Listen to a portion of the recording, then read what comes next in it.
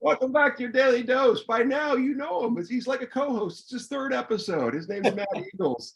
Thank you very much, Robert. You've got a wonderful attitude about Parkinson's, and so much about it. It does lie with the patient, right? That the famous line: "If you've met one person with Parkinson's, you've met one person with Parkinson's." What are you going to do with it? Becomes the question. And you mentioned in the last episode that unfortunate gap that exists from the clinical diagnosis to the practical. What am I going to do with this? And that beautiful story of meeting that person and saying, "Yay, me too."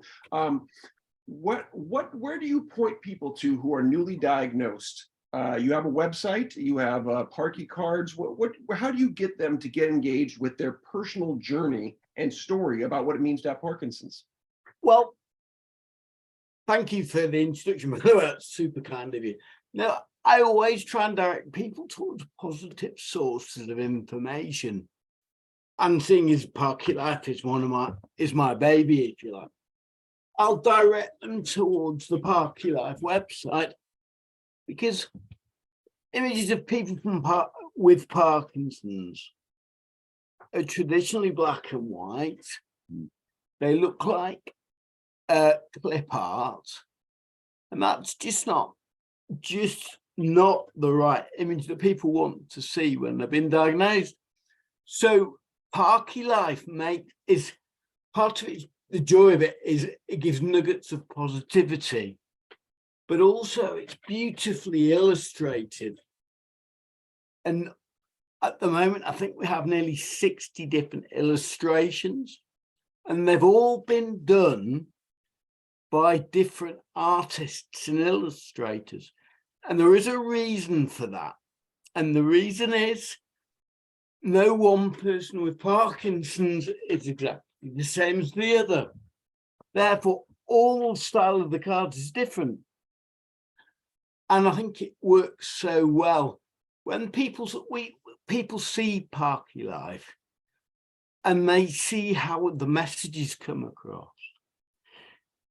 It's positive. People can identify with it.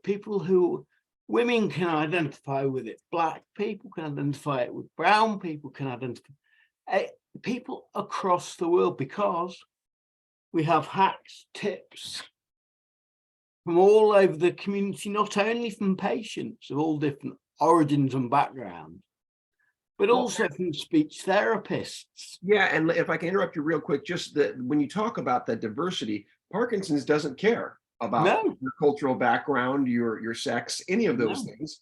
Parkinson's just is. Now, it manifests through you after that, and I apologize for interrupting. I just wanted to really make sure people heard that, to say, yeah, it happens to everybody. So please continue. You're mentioning speech language pathologists. Yes, that's right. I mean, the hacks and the tips, we don't just get them from people with Parkinson's. We get them from consultants. We get them from speech pathologists.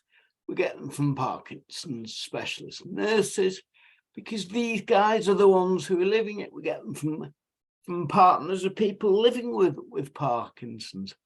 It is, I mean, I'm sure you're well aware, and I'm sure the audience are, Parkinson's affects not just a person with it, but every single person that person meets. You said something so crucial there. I want to underline it again to just that. Yeah, it's not just about the person with Parkinson's. The story and the effect is on each person. And that is, yes, the care partners, the family members, the wellness and medical providers. They all have a piece of the story. And if they're not sharing it and not, integrating those stories into each other, this is where isolation happens. This is why, to me, it's one of the most fascinating interdisciplinary integrated diseases in terms of opportunity that's out there. We need the whole community to come together, to be speaking their truth and sharing their stories and really positively working together. I often use a phrase, actually, Robert, and it's because some people with Parkinson's do some remarkable things.